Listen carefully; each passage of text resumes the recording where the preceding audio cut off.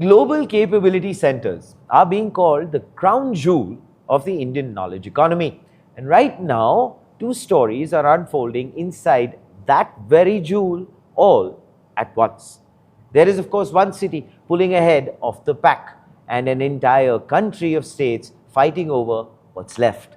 According to CRE Matrix, Chennai is now home to more than 400 GCCs employing over 2.1 lakh professionals. Wow. With GCC office leasing growing at a 9% compound annual growth rate over the past 5 years. Now, it is almost double the national average. That puts things into perspective.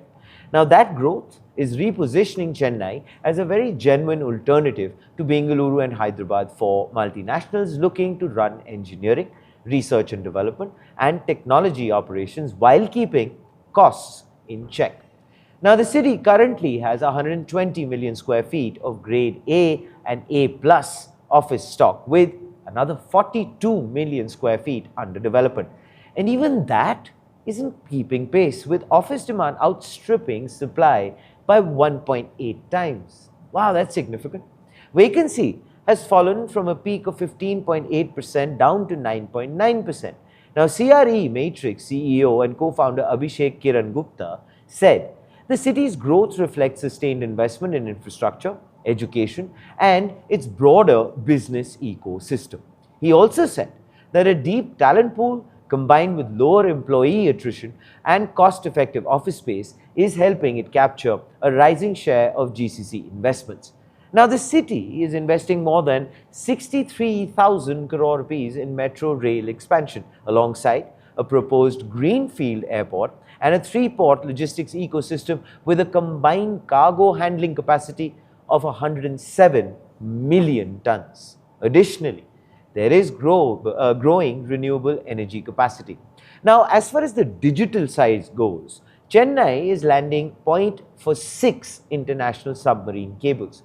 It is already India's second largest data center market by operational capacity, with a further 1,011 megawatts of IT load planned or under construction. As far as the sustainability front goes, 62% of its existing office stock is green certified, and 80% of upcoming grade A and A plus supply is expected to meet green building standards. Now, Chennai's rise is one storyline inside a much bigger battle. Independent industry estimates project the overall GCC market surpassing $150 billion by 2030. Now, that very scale has turned what once was a Bengaluru-Hyderabad NCR story into a genuine domestic arbitrage battle. Now, Uttar Pradesh, let's not forget about them, has now entered the fray with a formal pitch to capture nearly 10% of all new GCCs set up in the country. Now, as we discussed this previously on Front Page, if you remember, if you haven't seen that story, please go ahead and take a look at it. Now, as far as the union budget goes, the union budget 2025-26 marked a turning point, introducing the central government's first formal national guidance framework to help states attract and promote GCCs. Now, between 2024 and early 2026, 10 states either notified, drafted, or announced dedicated GCC policies. Karnataka, Maharashtra, Telangana, and Tamil Nadu already have stated policies in place, well, with several more states readying their own.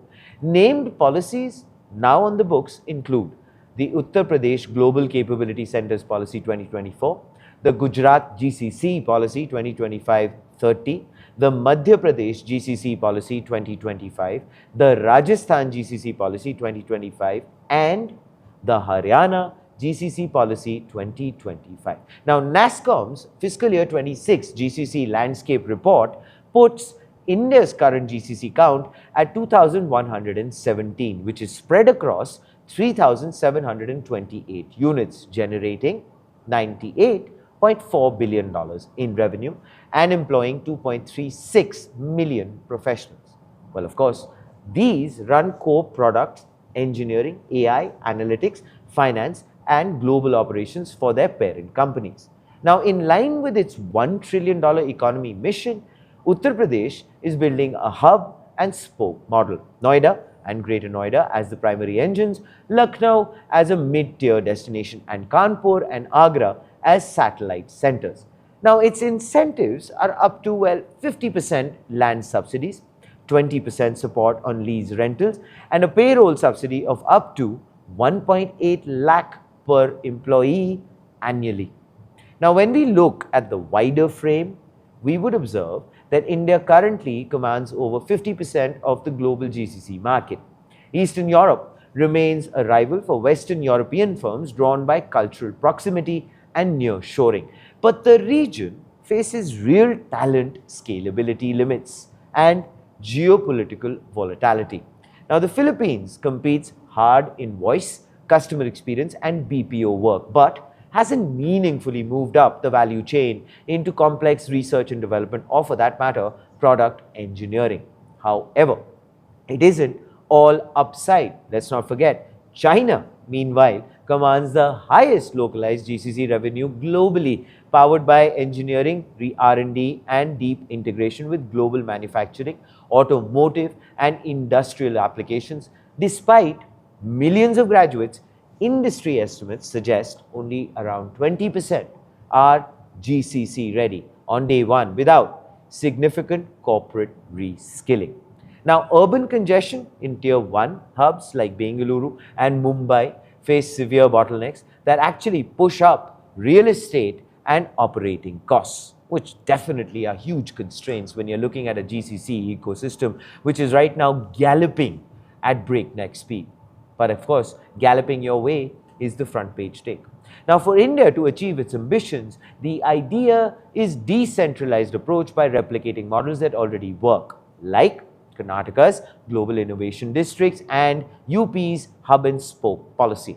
And despite the competition between states, there is a call for unified policy attention on regulatory approvals. Chennai is winning today on cost and infrastructure discipline. Uttar Pradesh, Karnataka, and half a dozen other states are now racing to replicate that formula on a national scale. So here's the question, as always, on front page for you watching. Is India's state versus state GCC race the fastest way to $150 billion ecosystem, or a coordination problem waiting to slow the whole thing down? Or is that an overall fillip to the India aspect when it comes to the GCC ecosystem? Please do let us know what are your thoughts in the comments below. This, ladies and gentlemen, is Front Page by the AIM Network. Like, share, subscribe, and always remember, think AI, think AIM.